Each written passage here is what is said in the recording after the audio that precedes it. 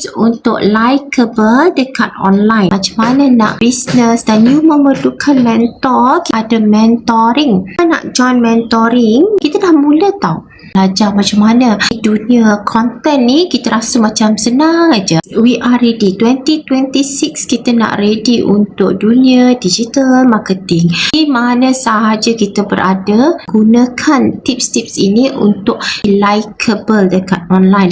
Bila kita berniaga ni, memang kita kata kita kena disukai orang. Kita kena suka diri kita dululah, barulah orang suka kita.